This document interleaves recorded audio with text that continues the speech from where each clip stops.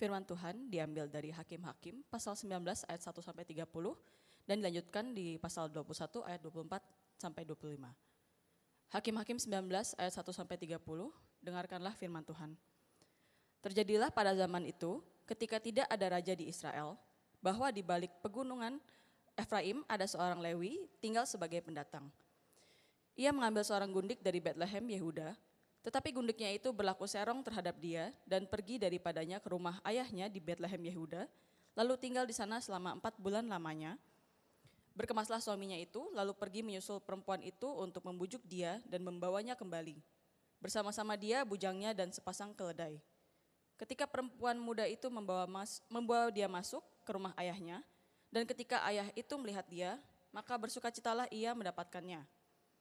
Mertuanya, ayah perempuan muda itu, tidak membiarkan dia pergi, sehingga ia tinggal 3 hari lamanya pada ayah itu. Mereka makan, minum, dan bermalam di sana. Tetapi pada hari yang keempat, ketika mereka bangun pagi-pagi dan ketika orang Lewi itu berkemas untuk pergi, berkatalah ayah perempuan muda itu kepada menantunya, "Segarkanlah dirimu dahulu dengan sekerat roti, kemudian bolehlah kamu pergi." Jadi duduklah mereka, lalu makan dan minumlah keduanya bersama-sama. Kata ayah perempuan muda itu kepada laki-laki itu, "Baiklah, putuskan untuk tinggal bermalam dan biarlah hatimu gembira." Tetapi ketika orang itu bangun untuk pergi juga, mertuanya itu mendesaknya sehingga ia tinggal pula di sana bermalam. Pada hari yang kelima, ketika ia bangun pagi-pagi untuk pergi, berkatalah ayah perempuan muda itu, "Mari, segarkanlah dirimu dahulu dan tinggallah sebentar lagi sampai matahari surut." Lalu makanlah mereka keduanya. Ketika orang itu bangun untuk pergi bersama dengan gundiknya dan bujangnya, berkatalah mertuanya, ayah perempuan muda itu kepadanya, "Lihatlah, matahari telah mulai turun menjelang petang. Baiklah, tinggal bermalam. Lihat, matahari hampir terbenam, tinggallah di sini bermalam dan biarlah hatimu gembira. Maka besok kamu dapat bangun pagi-pagi untuk berjalan dan pulang ke rumahmu." Tetapi orang itu tidak mau tinggal bermalam, ia berkemas lalu pergi. Demikian sampailah ia di daerah yang berhadapan dengan Yebus, itulah Yerusalem. Bersama-sama dengan dia ada sepasang keledai yang berpelana dan gundiknya juga. Ketika mereka dekat ke Yebus dan ketika matahari telah sangat rendah, berkatalah bujang itu kepada tuannya, "Marilah kita singgah di kota orang Yebus ini dan bermalam di situ." Tetapi tuannya menjawabnya, "Kita tidak akan singgah di kota asing yang bukan kepunyaan orang Israel, tetapi kita akan berjalan terus sampai ke Gibea." Lalu katanya kepada bujangnya, "Marilah kita berjalan sampai ke salah satu tempat yang di sana dan bermalam di Gibea atau di Rama." Lalu berjalanlah mereka melanjutkan perjalanannya dan matahari terbenam ketika mereka di dekat Gibea kepunyaan suku Benyamin. Sebab itu singgahlah mereka di Gibea, lalu masuk untuk bermalam di situ, dan setelah sampai duduklah mereka di tanah lapang kota. Tetapi tidak ada seorang pun yang mengajak mereka ke rumah untuk bermalam. Tetapi datanglah pada malam itu seorang tua yang pulang dari pekerjaannya di ladang. Orang itu berasal dari pegunungan Efraim dan tinggal di Gibea sebagai pendatang, tetapi penduduk tempat itu adalah orang Benyamin. Ketika ia mengangkat mukanya dan melihat orang yang dalam perjalanan itu di tanah lapang kota, berkatalah orang tua itu, "Kemanakah engkau pergi dan dari manakah engkau datang?" Jawabnya kepadanya, "Kami sedang dalam perjalanan dari Betlehem, Yehuda, ke balik pegunungan Efraim. Dari sanalah aku berasal. Aku tadinya pergi ke Betlehem, Yehuda, dan sekarang sedang berjalan pulang ke rumah. Tetapi tidak ada orang yang mengajak aku ke rumahnya, walaupun ada padaku jerami dan makanan untuk keledai kami, pula roti dan anggur untuk aku sendiri, untuk hambamu perempuan ini, dan untuk bujang yang bersama-sama dengan hambamu ini. Kami tidak kekurangan sesuatu." Lalu berkatalah orang tua itu, "Jangan khawatir, sebab yang engkau perlukan biarlah aku yang menanggung, tetapi janganlah engkau bermalam di tanah lapang kota ini." Sesudah itu dibawanyalah dia masuk ke rumahnya, lalu keledai diberinya makan, maka mereka pun membasuh kaki dan makan dan minum. Tetapi sementara mereka mengembirakan hatinya, datanglah orang-orang kota itu, orang-orang Dursila mengepung rumah itu. Mereka menggedor-gedor pintu sambil berkata kepada orang tua pemilik rumah itu, "Bawalah keluar orang yang datang ke rumahmu itu, supaya kami pakai dia." Lalu keluarlah pemilik rumah itu menemui mereka dan berkata kepada mereka, "Tidak, saudara-saudaraku, Janganlah kiranya berbuat jahat, karena orang ini telah masuk ke rumahku, janganlah kamu berbuat noda. Tetapi ada anakku perempuan yang masih perawan dan juga gundik orang itu. Baiklah, kubawa keduanya keluar, perkosalah mereka dan perbuatlah dengan mereka apa yang kamu pandang baik. Tetapi terhadap orang ini janganlah kamu berbuat noda. Tetapi orang-orang itu tidak mau mendengarkan perkataannya. Lalu orang Lewi itu menangkap gundiknya dan membawanya kepada mereka keluar. Kemudian mereka bersetubuh dengan perempuan itu dan semalam malam itu mereka mempermainkannya sampai pagi.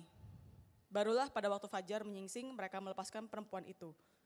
Menjelang pagi perempuan itu datang kembali, tetapi ia jatuh rebah di depan pintu rumah orang itu tempat tuannya bermalam, dan ia tergeletak di sana sampai fajar.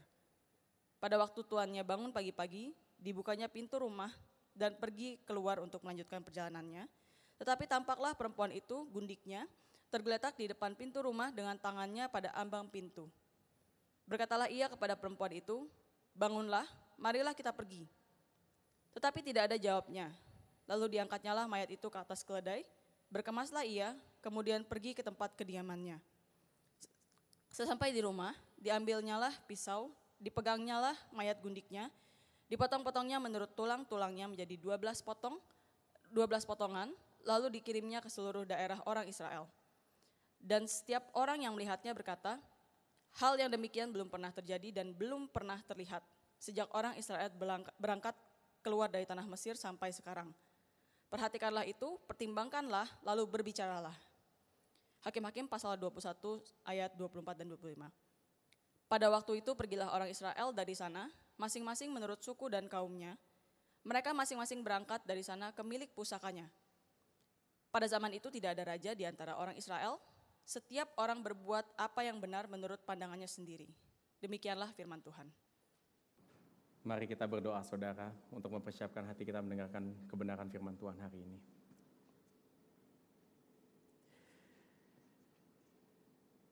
Bapa, Engkau menciptakan kami untuk hidup di bawah pimpinan-Mu.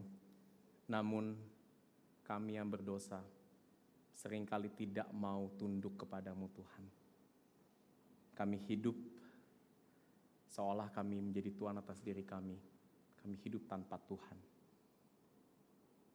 Biarlah firman hari ini menyadarkan kami kembali betapa kami seringkali menghendaki diri kami untuk tidak tunduk kepada Tuhan. Apa akibatnya? Kami berdoa juga agar Engkau kembali menyatakan kemurahan-Mu kepada setiap daripada kami. Tolong kami Tuhan, untuk kami menyadarkan betapa gelapnya diri kami. Dan tolong kami juga Tuhan untuk menyadarkan betapa terang itu telah datang kepada kami dan menghapus segala kegelapan itu melalui perikop firman yang akan kami renungkan hari ini. Terima kasih dalam nama Tuhan Yesus Kristus kami berdoa dan mengucap syukur. Amin. Saudara, dunia sekarang ini mendoktrin kita secara tidak langsung agar kita hidup menjadi diri sendiri. Be yourself.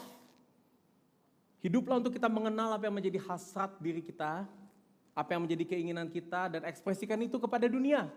Jangan ditutup-tutupin. Maka itu saudara, dunia ini juga berkata, untuk kita bisa menjadi diri kita sendiri, kalau ada orang lain, budaya lain, value yang lain yang mengatakan sebaliknya yang bertentangan dengan keinginan kita, jangan dengerin. Bahkan kalau Tuhan yang ngomong dan itu bertentangan dengan diri kita, gak usah dengerin. Dengarkanlah, ikutilah apa yang cocok, apa yang sesuai dengan keinginan hati kita. Karena kenapa? Karena dunia ini mempercayai kalau orang itu bisa hidup menurut keinginan dirinya sendiri, maka kita akan hidup berbahagia. Dunia akan menjadi dunia yang lebih baik, saudara.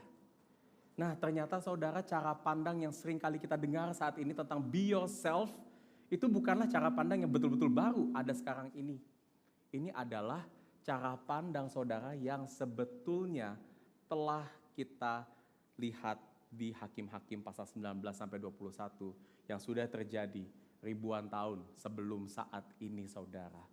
Di mana saudara, waktu kita membaca bagian ini saudara, pas ayat terakhir dari kitab Hakim-Hakim 21-25 menyimpulkan seperti ini. Pada zaman itu tidak ada raja di antara orang Israel, setiap orang berbuat apa yang benar menurut pandangannya sendiri. apa yang tadi saudara kita baca di pasal 19 itu terjadi saudara karena setiap orang yang ada di dalam kisah itu berbuat benar menurut pandangannya sendiri saudara. Mereka menjadi be yourself, be themselves.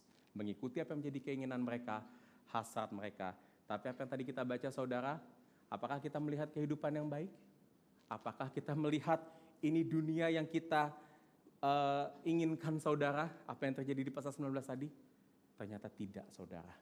Kita malah justru melihat kebalikannya. Kita melihat saudara, ketika orang hidup menurut cara pandangnya sendiri saudara, kita tidak akan mendapatkan apa yang kita pikir kita bisa miliki, yaitu kebahagiaan, sukacita, ketentraman, tapi sebaliknya, kerusakan total saudara. Dan ini terjadi karena kita hidup menurut dengan cara pandang kita sendiri dan kita meninggalkan Tuhan dalam hidup kita.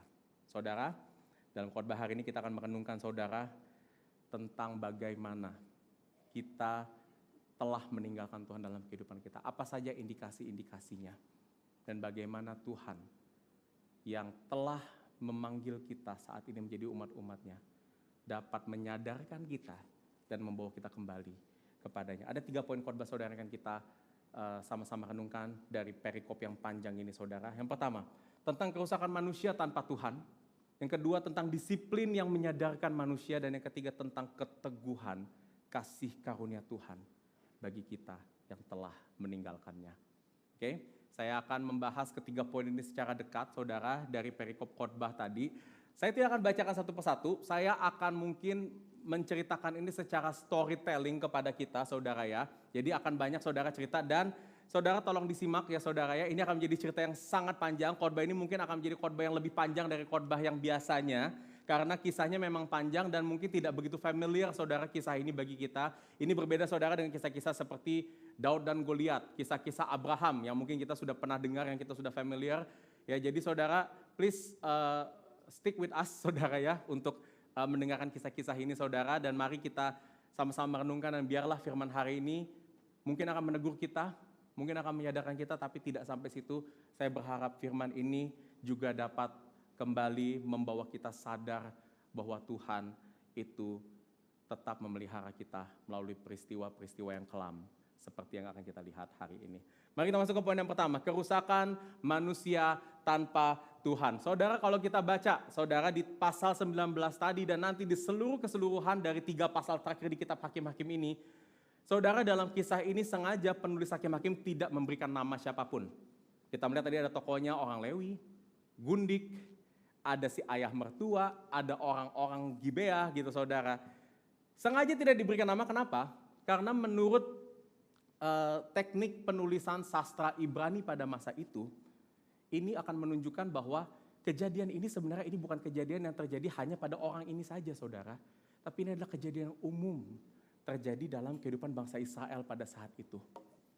Ini terjadi artinya ini udah menjadi sesuatu yang dalam tanda kutip normal saudara bagi bangsa Israel. Dan ini juga mau menunjukkan kepada kita kejadian ini atau apa yang ada di dalam peristiwa ini saudara, hatinya itu juga terdapat di dalam hati kita saat ini saudara sebagai manusia, sebagai umat-umat Tuhan khususnya. Saya akan ceritakan saudara kepada kita apa yang terjadi di dalam 3 pasal ini. Jadi saudara, garis besar cerita ini adalah ada perang saudara terjadi di antara suku Israel. Di mana nanti kita akan melihat 11 suku Israel akan melawan satu suku, yaitu suku Benyamin. Perang ini saudara akhirnya nanti mengakibatkan suku Benyamin itu hampir punah. Karena nanti hampir semua penduduk dari suku Benyamin itu dimusnahkan oleh suku-suku Israel lainnya. Ya, jadi itu sebenarnya yang menjadi inti dari kisahnya. Nah, kita akan melihat di poin pertama ini saudara, kenapa saudara perang ini bisa timbul. Ya.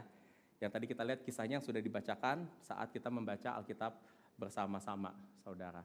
Ya, jadi kisah ini saudara dimulai di ayat pertama dikatakan, ketika tidak ada raja di Israel, ya pada saat itu sudah tidak ada lagi hakim yang memerintah, nggak ada saudara sosok otoritas manusia, ada seorang Lewi.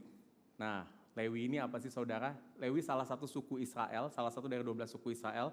Dan suku Lewi itu di dalam tradisi Israel saudara, perjanjian lama adalah suku yang dikhususkan untuk melayani di bait Allah. Jadi suku Lewi dan semua keturunannya itu bisa dibilang kayak sekarang ini keluarga hamba Tuhan saudara.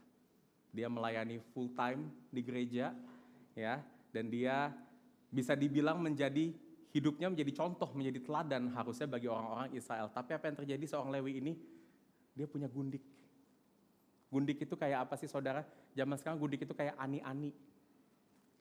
Istri kedua, ya bukan istri formal, dan biasanya gundik ini diambil hanya untuk memuaskan keinginan intimasinya saja saudara. Seorang Lewi, hamba Tuhan punya ani-ani, itu aja udah kedengarannya ngaco, ya. Ini baru pertama saudara. Nah tapi apa yang terjadi ayat 2? Di 2 ayat ini aja udah banyak yang ngaco saudara. Si gundik, ya saya bilang si gundik sama si Lewi aja saudara ya namanya ya. Si gundik berlaku serong terhadap si Lewi. Ya. Diperkirakan ini dia selingkuh. Affair. Dan akhirnya apa yang terjadi, si gundik lari dari rumahnya si Lewi. Dia pergi balik ke rumah ayahnya. Kayak lagu, pulangkan saja aku pada ibuku. Ya. Yang ketawa berarti umurnya sama kayak saya. Oke. Dia pulang, dia kabur saudara, dan ini yang menarik saudara. Ternyata waktu dia pulang, enggak langsung si Lewi samperin saudara. Dia tunggu 4 bulan. Ya, karena kenapa? Kemungkinan besar si Lewi ini enggak merasa gundik ini penting-penting banget bagi dia. Mungkin saudara setelah 4 bulan dia baru kerasa lagi. Keinget sama si gundik ini. Oke deh, gue samperin balik deh. Kayaknya sudah pengen lagi menikmati si gundik ini. Akhirnya apa yang terjadi? Saya singkatkan saja ceritanya saudara ya. Ceritanya begini. Akhirnya setelah 4 bulan, si Lewi bawa bujangnya, bawa keledainya pergi ke rumah si gundik. Sampai ke rumah si gundik dia disambut oleh ayah mertua. Ayah mertuanya ternyata seneng sama si Lewi. Karena orangnya kayaknya supel saudara, enak diajak ngobrol. Jadi ayahnya itu suruh dia nginep 3 malam pertamanya. Nah hari keempat si Lewi pikir oke ini saatnya pulang balik ya. Dia sama gundiknya balik. Tapi apa yang terjadi? Ayahnya bilang si ayah mertua, udah stay lagi di sini, ayo makan, minum, ngobrol lagi, ngobrolin politik, ngobrolin ekonomi saudara, obrolin bola. Sampai sudah hari malam. Nah saudara kalau udah malam itu gak bisa keluar karena bahaya saudara. Harusnya jangan keluar rumah lagi karena bahaya. Gelap, zaman itu saudara beda, kayak sekarang gak ada lampu. Ya, jadi ayahnya bilang udah bermalam lagi di sini. Ya udahlah, si Lewi mendengar itu extend 1 malam. Nah hari kelima pagi-pagi saudara, dia udah siap-siap lagi nih mau pergi. Udah terang. Tapi si ayah mertua melakukan hal yang sama lagi. Ayo makan lagi, ngobrol lagi. Hari ini kita lanjut. Ngobrolin apa lagi saudara? Ngobrolin film, ya Odyssey yang baru aja diputar di bioskop. Ya, obrolin film segala macam. Udah sore lagi saudara, matahari udah terbenam lagi. Ayahnya bilang, udah kamu stay lagi 1 malam. Nah si Lewi udah mikir, ini kalau gini-gini terus gue gak pulang-pulang nih. Ya kan ditahan-tahan terus. Akhirnya dia mutusin saudara, meskipun hari sudah gelap di hari kelima itu, udah dia pergi sama gundik sama rombongannya pergi. Ya, dia pergi saudara, dan ini ada hal yang menarik saudara. Saya ingin highlight satu hal di sini dulu sebelum kita lanjut ceritanya. Ya. Nah, ini yang menarik. Cerita tadi ada di ayat 3 sampai ayat 10 pasal 19. Kalau saudara perhatikan, saat si orang Lewi itu ada di rumah ayah gundiknya, semua percakapan itu hanya terjadi antara 2 pihak, orang Lewi dan si ayah mertua. Padahal ingat tadi tujuan si orang Lewi datang tuh mau ngambil si gundik, mau ngambil istrinya kembali. Tapi kita tidak melihat di situ sekalipun si gundik ditanyain, hei gimana perasaanmu sekarang? Kamu mau nggak balik sama aku? Seolah-olah saudara, di sini penulis mau menunjukkan bahwa kehadiran si gundik itu nggak penting bagi si orang Lewi atau si ayah mertuanya. Ini terjadi, perhatikan yang saya tulis itu, karena orang Lewi dan ayahnya si gundik hanya melihat si gundik sebagai suatu objek, suatu properti saudara. Dan ini ada satu indikasi yang kita bisa lihat saudara, apa yang terjadi ketika kita telah meninggalkan Tuhan. Ada relasi yang rusak di antara sesama kita saudara. Tuhan ciptakan kita bersama-sama untuk kita hidup saling mengasihi, saling berbagi, melakukan atau memperlakukan satu sama lain itu selayaknya manusia, karena kita semua gambar dan rupa Allah, saudara. Artinya kita tuh semua punya dignity, punya kemuliaan yang sama. Tapi apa yang terjadi di sini? Si Lewi memperlakukan si gundik hanya sebagai properti yang untuk memuaskan dirinya. Ini yang terjadi, saudara. Saat manusia tidak lagi berpusat kepada Tuhan, kerusakan manusia yang pertama, dia memperlakukan manusia sebagai properti untuk memuaskan keinginannya. Bagaimana ini terjadi dalam kehidupan kita sekarang, saudara? Coba lihat bagaimana kita memperlakukan sesama kita, terutama orang yang dekat dalam kehidupan kita. Suami istri. Coba lihat suami, bagaimana kamu melihat istrimu. Apakah kita melihat istri kita itu sebagai penolong yang sepadan yang Tuhan berikan bagi kita? Atau kita hanya melihat dia sebagai objek untuk memuaskan hasrat kita? Begitupun istri. Lihat, apakah ini adalah suami yang Tuhan tempatkan untuk memimpin hidup kita selayaknya bagaimana Tuhan menempatkan pria dan wanita dalam satu keluarga? Atau kita hanya melihat dia sebagai ATM berjalan kita? Kalau tanpa dirinya, kita nggak ada nafkah lagi. Bagaimana buat kita yang masih single? Saudara sadar atau tidak, kita seringkali menjadikan manusia itu sebagai objek dalam satu dosa yang sangat erat hubungannya dengan kita orang single yang terutama pengen punya pacar yang kesepian. Pornografi. Pornografi itu dosa apa sih, saudara? Bukan hanya sekedar dosa seksual kita melakukan hubungan yang tidak atau melakukan perbuatan yang tidak berkenan di mata Tuhan.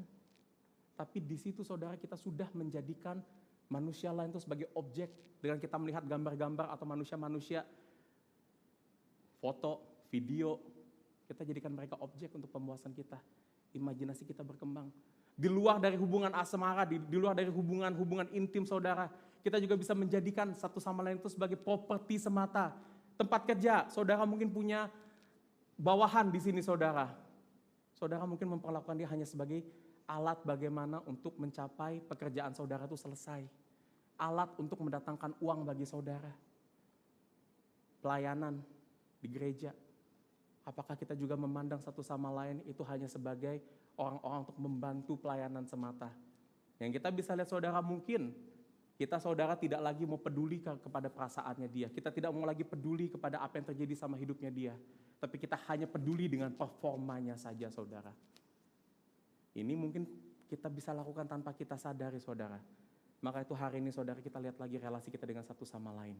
Jika kita sudah memperlakukan satu sama lain itu bukan sebagai manusia, mungkin itu adalah salah satu kecenderungan, salah satu indikasi besar kita tidak lagi menempatkan Tuhan sebagai pusat kehidupan kita. Karena kalau kita menempatkan Tuhan sebagai pusat kehidupan kita, saudara, otomatis kita akan melihat Tuhan, dan waktu kita melihat Tuhan, kita akan melihat manusia itu dengan kemuliaan, dengan harga diri yang sebenar-benarnya, dan kita akan memperlakukan mereka dengan baik.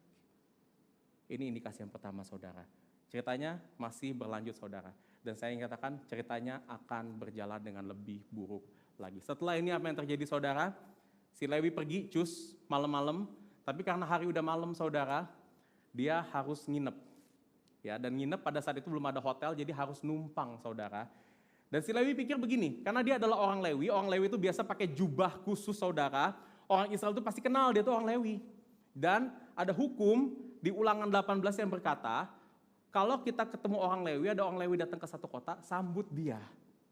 Ya, jamu dia di rumahmu, kasih dia tumpangan untuk istirahat. Nah, si Lewi pikir begini, dia lagi berjalan, ada ketemu dua kota, saudara, dalam on the way. Satu kota Yebus namanya, satu lagi kota Gibea. Awalnya si bujang bilang kita ke Yebus aja. Tapi si Lewi bilang gak mau, karena itu bukan kota orang Israel. Itu kota orang Filistin. Dan dia pikir karena dia nanti jadi pendatang bukan orang Filistin, dia akan dipersulit di situ. Kita ke kota Gibea aja, karena Gibea ini adalah kota dari suku Benyamin, suku Israel, yang dia pikir ini orang-orang udah ngerti nih gimana cara treat orang Lewi dengan baik. Ya, dia pikir bisa dapat tumpangan di situ. Akhirnya mereka pergi ke kota Gibea, dan apa yang terjadi? Dia berdiri di tengah kota, dia nunggu, saudara, apakah ada orang yang mau menampungin dia. Dan ternyata nggak ada. Tengah kota itu adalah tempat yang paling kelihatan, paling visible. Semua orang lalu lalang di situ, semua orang bisa lihat, bisa tahu dia ada, saudara, tapi nggak ada satupun orang yang mau menyambut dia. Sampai satu waktu ada seorang kakek-kakek, dia orang Efraim saudara, pendatang juga ternyata di situ. Dia ngelihat si orang Lewi ini dan dia ngajak, ayo kamu singgah ke rumahku, kamu nginep aja di rumahku. Ya, kakek ini baik banget awalnya saudara kelihatannya, disediain semua kebutuhannya.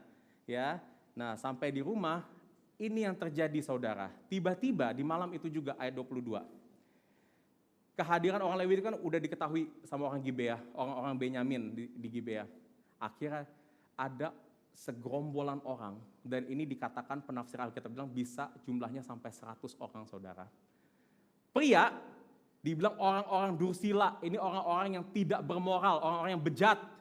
Datang mengepung rumah itu, gedor-gedor rumah si kakek, minta supaya si orang Lewi itu diserahkan kepada mereka, karena mereka mau menggauli dia. Mereka mau main-mainin dia. Ada indikasi, bukan indikasi pasti ini saudara, dosa sesama jenis oleh ratusan orang. Dan yang menariknya apa saudara, kakek itu awalnya nggak kasih. Tidak saudara, janganku, ayat 23, jangan berbuat jahat, orang ini telah masuk, jangan buat noda. Tapi lihat, kakeknya nggak berhenti sampai situ. Dia nawarin alternatif. Ini alternatifnya ditawarin. Kamu nggak boleh sama si Lewi, tapi ini ada anakku, anak perempuan, masih perawan, dan juga ada gundiknya si Lewi, udah perkosa aja mereka. Perhatikan kata-katanya, perbuatlah dengan mereka apa yang kamu pandang baik terhadap orang ini, tapi jangan si Lewi ini. Poin saya tadi masih berlanjut, orang ini juga ternyata melihat wanita sebagai properti, bahkan anak perempuannya sendiri. Dan apa yang terjadi saudara? Segerombolan orang itu gak mau terima tawaran si kakek. Dia tetap mau, persisten mau dapetin si Lewi. Tapi apa yang terjadi? Akhirnya orang Lewi itu menangkap gundiknya. Jadi gundiknya ditangkap, dipaksa, dibawa keluar, dilemparin ke si gerombolan itu. Dan akhirnya mereka bersetubuh dengan perempuan itu semalam-malaman, mempermainkan si gundik ini sampai pagi. Lalu pas fajar datang, balik saudara, si gundik ini udah lemas banget. Perempuan itu datang kembali, tapi dia jatuh rebah di depan pintu rumah orang itu, tempat tuannya bermalam, ia tergeletak di sana sampai pagi. Lanjut ya ceritanya, apa yang terjadi? Si Lewi saudara, yang malam-malam bisa istirahat dengan nyenyak, udah tidur manis, pagi-pagi mau melanjutkan perjalanannya, dia keluar, dia lihat si gundik. Ini yang saya nggak habis pikir. Setiap kali saya baca ini saya nggak habis pikir.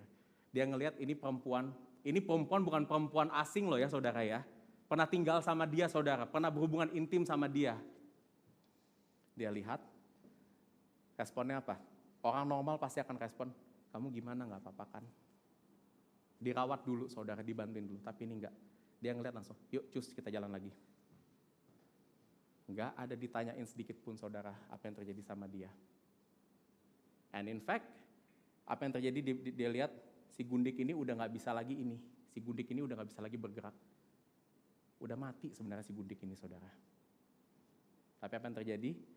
Si Lewi ini bawa ke keledainya, pulang ke kotanya, dan yang ini yang nggak habis pikir. Sampai di rumahnya, mayatnya dipotong 12.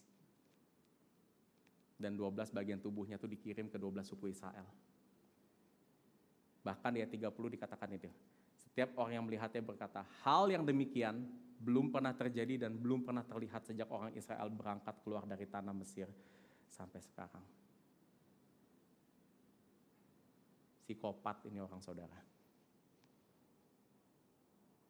Dan saudara, apa yang kita bisa lihat di dalam kisah ini saudara? Ada ayat yang menarik tadi yang dikatakan oleh si kakek tua. Perkosalah mereka dan perbuatlah dengan mereka apa yang kamu pandang baik. Bagi orang-orang Benyamin di Gibeah, menggauli seorang pria, memperkosa wanita dengan begitu kejamnya, itu adalah baik di matanya. Bagi si orang Lewi, perbuatannya dia, dengan dia menjorokkan si gundik untuk mereka, memberikan si gundik untuk mereka, dan akhirnya sampai melakukan perbuatan yang nggak habis pikir itu saudara, dipotong-potong, itu baik di matanya. Apa yang terjadi ketika manusia telah meninggalkan Tuhan? Inilah kerusakan berikutnya saudara. Kita lihat di sini. Ada hal yang menarik di sini. Peristiwa Gibea ini saudara, ditulis dengan gaya bahasa yang sama dengan peristiwa yang pernah terjadi sebelumnya, peristiwa yang serupa yaitu di kota Sodom dan Gomora. Saudara bisa buka nanti di Kejadian 19 ayat 1 sampai 29, di mana di situ kejadian serupa ada malaikat Tuhan mendatangi rumah Lot, saudara, dan ada orang-orang Sodom itu juga sama, bersikeras ingin mengambil si malaikat Tuhan ini untuk digauli. Persis sama saudara, dan akhirnya kota Sodom itu di bumi hanguskan, dikirimkan hujan api oleh Tuhan, hancur semua karena mereka adalah kota yang terkenal dengan perbuatan moral yang sama bobrok. Dan di sini penulis Hakim-Hakim hendak menunjukkan dengan menulis cerita ini dengan gaya bahasa yang mirip dengan kota Sodom, bahwa Gibea itu sudah menjadi Sodom yang kedua. Hidupnya sama-sama bobrok moralitasnya. Bedanya ini saudara, kalau orang Sodom itu bukan umat Tuhan, mereka tidak menyembah Tuhan, orang Gibea ini siapa? Suku Benyamin, umat pilihan Tuhan. Suku Lewi, orang Lewi, hamba Tuhan saudara melakukan ini. Dan ini yang terjadi saudara ketika manusia meninggalkan Tuhan. Mereka melihat dosa itu sebagai hal yang benar. Bukan lagi berkompromi saudara, tapi bahkan menjadikan jalan yang berdosa itu menjadi jalan yang normal buat dirinya. Dan apakah itu sudah terjadi dalam kehidupan kita saudara? Saya ingin berkata, bukan berarti karena kita anak-anak Tuhan saudara, kita tidak bisa jatuh ke dalam dosa yang sangat besar dan sangat mengerikan seperti yang dilakukan oleh orang-orang Israel ini. Apa yang terjadi di sini adalah sebetulnya cerminan kepada hati kita, bahwa sebetulnya potensi dosa bisa begitu dalam, bisa begitu rusaknya saudara, dan potensi itu masih ada dalam hidup kita sampai saat ini. Kita masih sangat bisa jatuh ke dalam dosa yang begitu besar. Dan bahkan saudara, dosa yang paling mengerikan bagi saya adalah dosa yang dimana kita nggak sadar kalau kita berdosa. Yang kita nggak sadar saudara kalau kita sebenarnya sudah benar-benar melakukan apa yang tidak berkenan di mata Tuhan. Ini yang terjadi kepada mereka, bahkan sampai disamakan dengan orang-orang Sodom. Kota Gibea itu bisa dikatakan sebagai the new Sodom, Sodom 2.0, Sodom yang baru. Bagaimana dengan hidup kita saudara? Dan satu lagi yang terjadi setelah ini saudara. Nah, kenapa si Lewi memotong-motong 12 mayat itu dan membagikan kepada orang-orang Israel? Nah saudara, menurut tradisi di perjanjian lama, tradisi Israel, memotong bagian tubuh dan mengirimkan itu adalah panggilan untuk berperang bagi semua suku Israel. Jadi kalau mereka mendapatkan bagian potongan tubuh saudara, itu berarti adalah oke, ini ada something wrong dan kita harus kumpul sama-sama untuk berperang, siap-siap berperang. Ya itu dia kenapa dia potong dan dia kirimkan kepada 12 suku. Tapi biasanya yang dipotong itu tubuh domba saudara, binatang. Ini yang dipotong adalah manusia, mayat. Ya, jadi akhirnya di pasal 20 kita masuk sekarang. Mereka kumpul sama-sama di kota namanya Mispa, 12 suku Israel. Dan di situ mereka tanya, kan orang Lewi kan yang ini kan yang kumpulin mereka. Kenapa? Apa masalahnya gitu? Kita harus perang kenapa sekarang? Nah, orang Lewi bilang begini di pasal 20 ayat 4. Dia menjawab begini, aku sampai dengan gundiku, dia cerita lagi di kota Benyamin, bermalam di sana, lalu warga-warga kota Gibea itu mendatangi aku dan mengepung rumah itu pada malam hari untuk menyerang aku. Ya, ceritanya benar saudara, sampai di kalimat terakhir. Coba lihat kalimat terakhir dulu. Mereka bermaksud membunuh aku, tetapi gundiku diperkosa mereka sehingga mati. Ceritanya ditwist saudara, seolah-olah dia mau bilang kalau aku itu terancam mati. Jadi aku nggak bisa mengelak, tapi gundiku ketangkep sama mereka dan akhirnya diperkosa sama mereka. Padahal cerita aslinya adalah dia yang kasih gundiknya ke gerombolan itu saudara. Ceritanya ditwist sampai pada akhirnya dia bilang begini, ku ambil gundikku, kupotong-potong dia, dan sekarang kamu lihat, ini orang-orang Benyamin sudah seperti bangsa-bangsa yang tidak mengenal Tuhan, sudah berbuat mesum, sudah menjadi noda di antara kita. Maka itu berikan pertimbanganmu dan nasihatmu. Dia menginginkan saudara sebenarnya agar si bangsa Benyamin ini dikalahkan, dimusnahkan saudara. Karena sudah menjadi noda bagi orang-orang Israel. Dan ini yang terjadi, satu lagi kerusakan manusia yang telah meninggalkan Tuhan. Memodifikasi fakta, memodifikasi kebenaran untuk keuntungan diri sendiri. Saudara, satu hal yang menjadi cara pandang saat ini adalah kebenaran itu subjektif. Kebenaran itu adalah tergantung apakah itu sesuai sama kita atau enggak, itu menguntungkan kita atau enggak.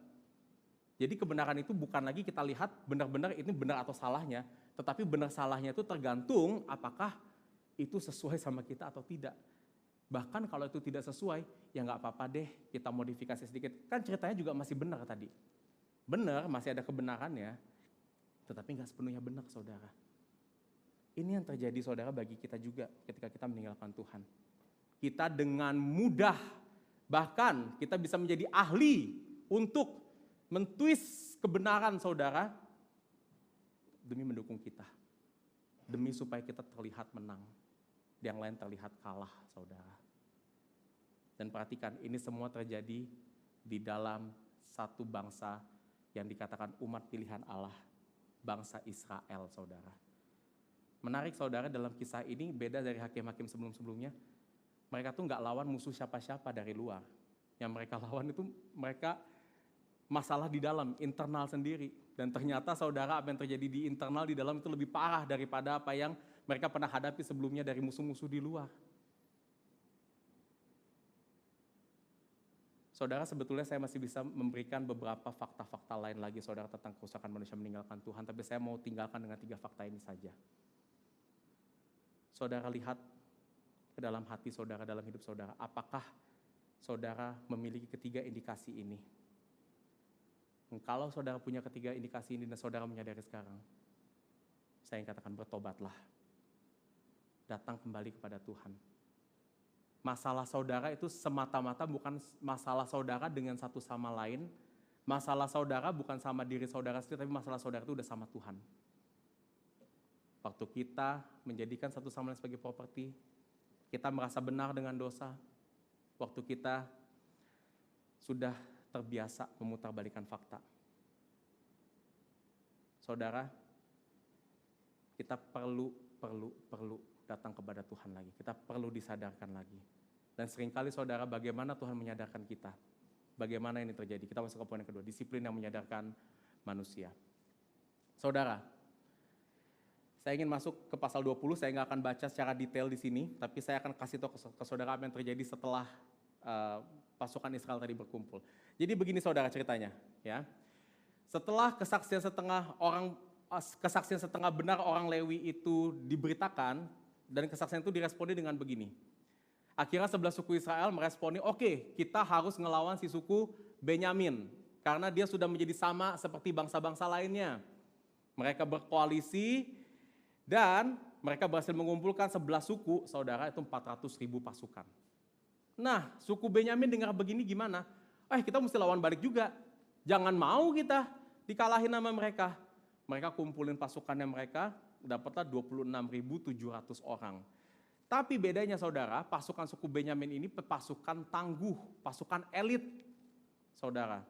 Mereka itu ada yang bilang katanya ada orang-orang yang bisa, saudara, melemparkan ketapel, melemparkan slingshot dan gak pernah miss, gak pernah luput, pasti kena, saudara. Akhirnya mereka perang nih. Di hari pertama, secara mengejutkan, pasukan Benyamin yang sebenarnya jumlahnya kalah jauh, berhasil ngalahin 22.000 pasukan. Sampai pada akhirnya, saudara, akhirnya disinilah kita baru mendengar ada kata Tuhan. 11 pasukan Israel, 11 suku Israel, mereka menangis di hadapan Tuhan karena mereka kalah. Terus mereka bilang, gimana nih Tuhan, apa kita lanjut berperang atau sudah kita pulang aja? Jawab Tuhan apa?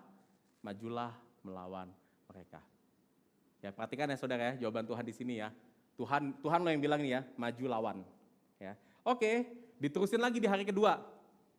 Nah, di hari kedua apa yang terjadi? Pasukan Benyamin berhasil ngalahin 18.000 lagi pasukan si 11 suku. Hebat ya, saudara, ya. Lawannya terlalu besar tapi bisa dikalahkan lagi. Nah, di situ 11 suku ini udah mulai frustrasi. 2 hari perang, 10% total pasukannya kalah. Kalau diterusin apa yang terjadi, bisa habis tuh pasukan, saudara. Akhirnya orang Israel dia ekstra lagi mencari Tuhan, dia pergi ke Betel. Betel itu adalah tempat di mana di situ adanya bait Allah, saudara. Ya. Sana mereka menangis di hadapan Tuhan, dikatakan mereka berpuasa sampai senja di situ mempersembahkan korban bakaran, saudara, untuk mereka nanya ke Tuhan. Nah, disinilah saudara ada satu orang, ini satu-satunya nama yang diberikan oleh penulis Hakim-Hakim dalam semua kisah itu, yaitu Pinehas bin Eleazar bin Harun. Dia adalah cucu dari Harun, imam besar saudara di bait Allah pada saat itu. Nah, dia menjalankan tugasnya untuk menjadi imam yang bersyafaat saudara bagi bangsa Israel. Dia berdoa kepada Tuhan, dia bilang, Tuhan, haruskah kami maju sekali lagi untuk berperang melawan Bani Benyamin, atau haruskah kami hentikan? Ya, doa yang baik saudara. Nah, jawab Tuhan apa katanya? Majulah, sebab besok aku akan menyerahkan mereka ke dalam tanganmu. Tuhan kembali yang jawab. Dan di hari ketiga, pasukan 11 suku itu berhasil menewaskan seluruh pasukan Benyamin, sehingga suku Benyamin dinyatakan kalah dalam perang sesuai dengan janji Tuhan. Ada yang menarik gak di sini saudara? Kok Tuhan malah mendukung perang yang kedengarannya motivasinya gak benar? Ingat ya saudara, perang ini terjadi karena apa? Dibohongin sama si Lewi. Tapi tetap kok Tuhan bilang maju serang mereka, serang si suku Benyamin ini. Kayaknya kok Tuhan mendukung perang saudara ini saudara. Kenapa? Nah saudara, ada satu hal yang kita bisa lihat di sini. Kenapa Tuhan mau menghakimi suku Benyamin dalam perang ini? Karena saudara, suku Benyamin telah hidup sama berdosanya seperti bangsa-bangsa yang gak kenal Tuhan. Saudara jangan pikir karena kita umat Tuhan, kalau kita berdosa Tuhan biarin kita gitu aja. Enggak. Tuhan tetap benci dosa siapapun itu yang melakukannya saudara. Mau kita umat-umat Tuhan, kita yang sudah diselamatkan oleh Tuhan, kalau kita berdosa Tuhan tetap gak suka saudara, Tuhan tetap gak berkenan. Dan semua dosa itu pasti akan mendatangkan konsekuensi. Pasti akan Tuhan hakimi. Gak ada dosa yang terluput dari mata Tuhan. Dan sebetulnya apa yang dilakukan oleh suku Benyamin di dalam kebejatan di Gibea itu saudara, itu adalah konsekuensi yang setimpal. Bahwa mereka harus dihukum. Mereka harus dikalahkan. Tetapi ini saudara yang kita gak boleh lupa. Karena suku Benyamin adalah umat pilihan Allah. Maka Tuhan itu menghakimi bukan semata-mata untuk membinasakan, tetapi untuk apa? Mendisiplinkan. Agar mereka sadar keberdosaan mereka. Dan membawa mereka kepada pertobatan kembali kepada Tuhan. Saudara, kenapa sekarang Tuhan mengizinkan hukuman-hukuman atas dosa kita terjadi? Apakah itu melalui mungkin teguran? Saudara dengar firman dan saudara merasa ditegur? Saudara mungkin mendapatkan masukan teguran yang cukup menyentuh keberdosaan saudara dari rekan-rekan. Saudara mungkin mendapatkan hukuman ini dalam penderitaan hidup yang kita alami. Tuhan izinkan saudara kita mengalami konsekuensi-konsekuensi yang tidak enak dalam kehidupan kita. Dan saudara itu tujuannya adalah untuk mendisiplinkan kita. Kita perlu disadarkan dan kesadaran ini saudara, seringkali harus Tuhan berikan secara keras dalam bentuk disiplin. Dalam jalan yang kita seringkali lihat itu gak enak saudara bagi kita. Karena kenapa? Kalau saudara dosa itu sudah begitu besar, sudah begitu tidak menyadarkan kita, maka yang perlu menyadarkan kita pun juga harus adalah something yang besar. Something yang keras saudara. Dan itu seringkali datang dalam penderitaan hidup kita. Tapi ini menariknya saudara, Ibrani 12 ayat 5-6 berkata seperti ini. Sudah lupakah kamu akan nasihat yang berbicara kepada kamu seperti anak-anak? Hai anakku, janganlah anggap enteng didikan Tuhan dan jangan putus asa apabila engkau diperingatkannya. Karena Tuhan mengajar orang yang dikasihinya, ia menyesah orang yang diakuinya sebagai anak. Saudara, disiplin Tuhan itu memang seringkali gak enak kita jalani. Disiplin Tuhan itu memang seringkali bikin kita gak nyaman. Tapi satu hal yang kita perlu ingat, Ibrani berkata, Tuhan mendisiplinkan kita dari dosa karena dia sayang sama kita. Karena dia melihat kita sebagai anak. Saudara kalau melihat ada orang tua saudara, orang tua yang baik itu apakah orang tua yang membiarkan anaknya itu kalau nakal ya udah biarin aja anaknya nakal, nggak usah dibilangin, nggak usah dimarahin, atau orang tua yang kalau anaknya nakal itu dikasih tahu, diomelin, ditegur saudara, dicegah supaya anak itu nggak jadi nakal lagi. Orang tua mana yang menurut saudara yang sayang kepada anaknya? Tentunya orang tua yang kedua. Orang tua yang berani mendisiplinkan, orang tua yang berani marahin anaknya kalau dia salah, orang tua yang berani untuk melarang anaknya melakukan hal-hal yang berbahaya, saudara. Dan ini yang Tuhan lakukan sebenarnya kepada suku Benyamin. Dia pakai 11 suku Israel lainnya itu hanya sebagai instrumen, saudara, supaya suku Benyamin itu bisa kembali sadar. Hei, kamu hidup sudah terlalu menyimpang dari ketetapan Tuhan. Kamu sudah mengenal Tuhan, kamu sudah tahu perintah Tuhan, sekarang hidupi lagi. Jangan seperti bangsa-bangsa lain. Dan oleh sebab itulah saudara, Tuhan mendisiplinkan. Tuhan juga perlu mendisiplinkan kita seringkali saudara. Supaya apa?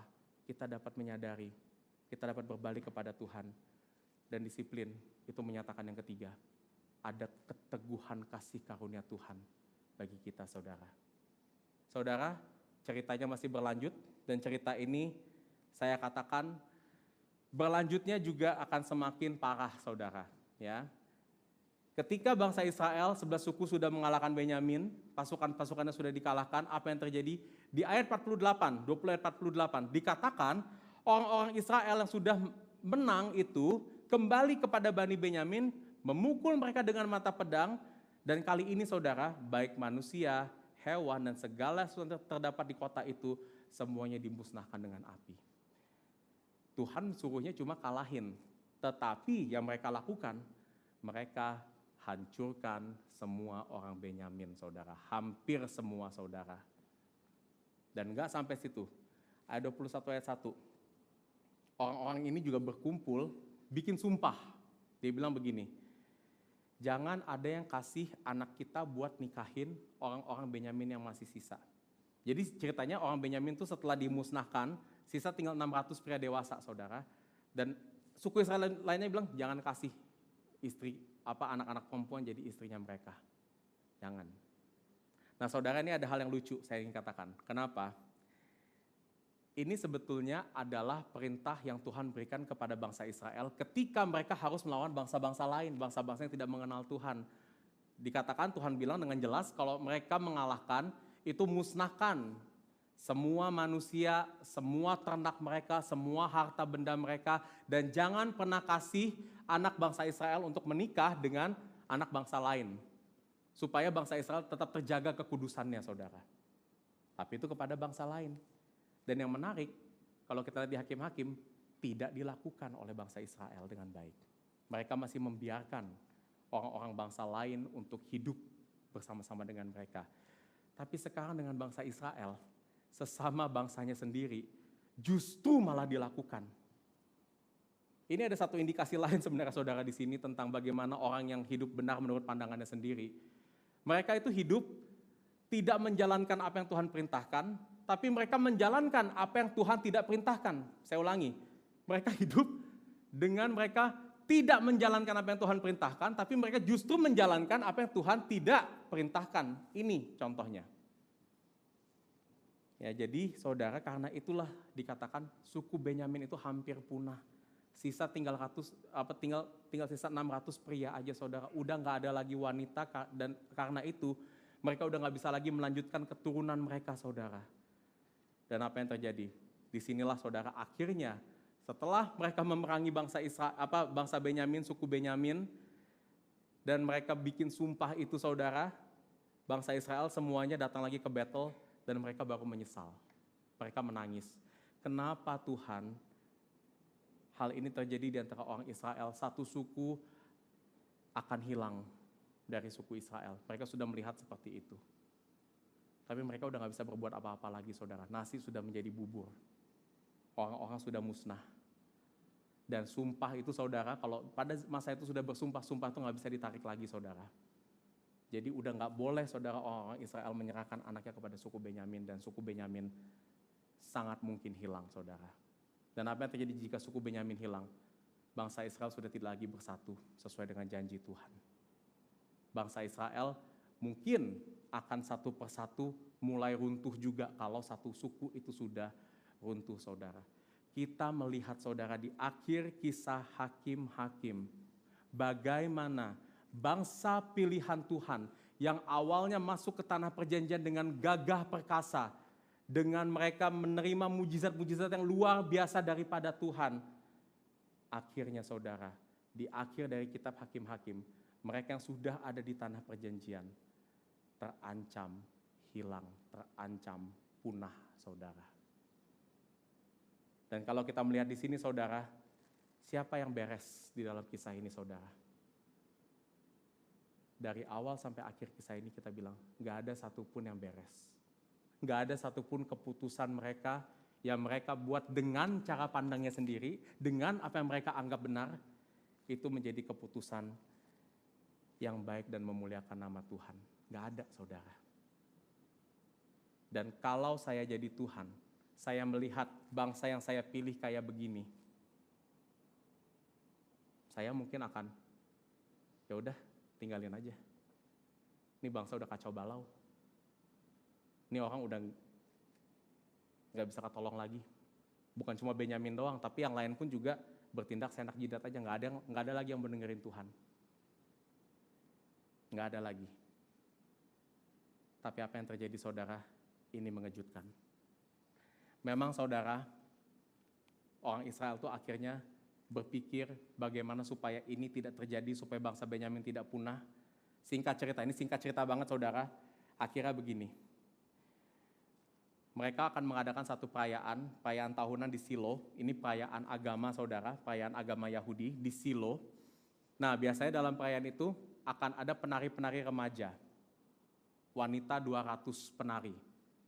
Nah mereka berpikir, oke, ini ada 200 wanita, nanti pada saat mereka perjalanan ke Silo, kita culik mereka buat dikasih ke Bani Benyamin. Jadi istrinya Benyamin. Dan kenapa ini hal yang sah? Karena kan culik, bukan dikasih saudara. Yang gak boleh kan dikasih, tapi kalau diculik gak apa-apa. Emang saudara lucu, ya, mereka menyelesaikan masalah dengan masalah lagi sebenarnya. Tapi ada hal yang menarik saudara, di akhir dari pasal 21 dikatakan seperti ini. Jadi Bani Benyamin berbuat demikian, gadis-gadis yang menari-nari yang dirampas itu mereka mengambil perempuan, jumlahnya sama dengan jumlah mereka, kemudian pulanglah mereka ke milik pusakanya lalu membangun kota-kotanya kembali dan diam di sana. Bangsa Benyamin terus berlanjut. Dan di ayat 24, pada waktu itu pergilah orang Israel dari sana ke 11 suku yang lainnya, masing-masing menurut suku dan kaumnya, mereka masing-masing berangkat dari sana ke milik pusakanya. Saudara, ini sebenarnya satu mujizat yang luar biasa yang tanpa kita sadari bisa terjadi. Bagaimana mungkin bangsa yang sudah terpecah belah, bangsa yang sudah hampir punah, di akhir cerita ini saudara, akhirnya mereka bisa kembali ke tanahnya masing-masing, masih tetap menjadi bangsa yang utuh saudara, dan bisa melanjutkan kehidupannya saudara.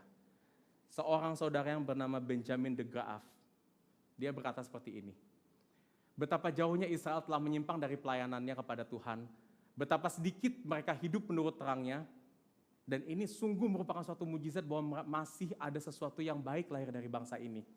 Bangsa ini saudara, kisahnya masih berlanjut Israel, mereka nanti akan memiliki raja, Raja Daud saudara, dan nantinya melalui bangsa Israel saudara, janji besar Tuhan akan digenapi di dalam Kristus. Dikatakan, keadilan masih ditegakkan, persekutuan antar suku masih terpelihara.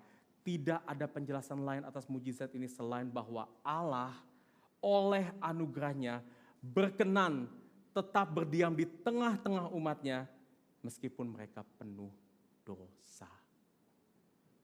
Saudara, kita dapat melihat saat ini di tengah kisah bangsa Israel yang kelam bahwa kasih karunia Tuhan itu tetap ada. Sekalinya mereka menjadi umat pilihan Tuhan saudara, sampai kapanpun mereka tetap akan menjadi umat pilihan Tuhan. Karena janji Tuhan itu tidak tergantung saudara dengan apakah mereka berhasil atau tidak menjalaninya. Janji Tuhan itu tidak bergantung saudara dengan performa mereka, baik atau buruknya ibadah mereka. Enggak saudara. Hakim-hakim ingin menyatakan memang umat pilihan Tuhan telah jatuh dengan berdosa sebegitu parah. Tapi Tuhan tetap teguh dengan kasih karunia-Nya. Tuhan tetap teguh dengan janjinya. Dan keteguhan kasih karunia ini saudara dinyatakan. Yohanes 1 ayat 10 sampai Yohanes 1 katakan seperti ini. Ia, Tuhan Yesus Kristus telah ada di dalam dunia dan dunia dijadikan olehnya. Tapi dunia tidak mengenalnya. Apa yang terjadi kepada Yesus? Yesus datang ke tengah-tengah dunia. Ke kepada milik kepunyaannya, tapi milik kepunyaannya tidak menginginkan dia. Menolak Yesus. Bahkan dikatakan umat-umatnya sendirilah yang membawa Yesus ke atas kayu salib yang hina, saudara. Bukan karena kesalahannya dia, tapi karena dunia membenci dirinya, tidak menerima kehadirannya. Namun saudara, di ayat 14, setelah statement ini saudara, apa yang terjadi? Ayat 14 berkata, firman itu telah menjadi manusia dan dia diam di antara kita. Tuhan tahu kita menolak dia. Tuhan tahu dunia ini tidak menerima dia. Tapi dia tetap datang. Dia tetap menjadi manusia dan berdiam di antara kita. Dia tetap menyelesaikan janji Tuhan untuk menyelamatkan kita dari dosa. Mati di atas kayu salib, saudara. Dan oleh sebab itu, saudara, saya ingin katakan, jika kita berada di tengah-tengah ibadah ini, jika kita hari ini bisa mengenal Tuhan, jika kita bisa menyembah dirinya, saudara, hidup bagi Tuhan, saudara, itu bukan terjadi karena keteguhan kita, bukan terjadi karena kehebatan atau persistensi kita untuk mengikuti Tuhan, enggak. Tapi itu semua semata-mata terjadi karena Tuhanlah yang teguh, terus menopang kita dengan kasih karunia-Nya, memanggil kita dari kegelapan kepada terang, saudara. Dan dia akan meneruskan ini semua, saudara, sampai pada akhirnya. Dan oleh sebab itu, saudara, biarlah berita ini menjadi peringatan dan pengharapan bagi kita. Peringatan bahwa betul kita masih bisa jatuh ke dalam dosa yang begitu besar. Betul kita mungkin akan memiliki kehidupan yang kelam, atau saat ini saudara mungkin saudara sedang menjalani kehidupan yang kelam di dalam dosa-dosa saudara. Tapi satu hal, saudara, kita nggak bisa melepaskan diri kita dari dosa. Tapi Tuhan yang telah memanggil kita akan menyelesaikan itu dengan baik, saudara. Karena dia Tuhan yang teguh, dia Tuhan yang gak pernah berubah, dia Tuhan yang kasih tetap bagi kita semua. Mari kita berdoa. Bapa, siapa kami Tuhan? Kami adalah orang-orang yang sejatinya menolak-Mu, yang tidak menerimamu. Tapi karena keteguhan-Mu, Engkau tetap datang, memanggil kami, menyelamatkan kami, Tuhan. Kami menjadi umat-umat-Mu bukan karena kami hebat, tapi karena Engkaulah yang tidak pernah berubah, Tuhan, menyatakan kehendak-Mu kepada kami dari awal sampai sekarang. Dan Bapak, biarlah ini menjadi satu kekuatan bagi kami ketika kami saat ini menyadari bahwa kami begitu berdosa, kami begitu terpuruk di dalam Tuhan. Kami dapat menyadari, Tuhan, bahwa Engkau memanggil kami karena Engkau mengasihi kami. Dan biarlah kasih-Mu itu dapat menyadarkan kami. Kami dapat menyadari bahwa kami ada karena Engkau menopang kami. Karena Engkau memelihara kami, dan Engkau memberikan kami kekuatan senantiasa untuk hidup setia di dalam-Mu. Terima kasih Bapa, dalam nama Kristus berdoa dan mengucap syukur. Amin.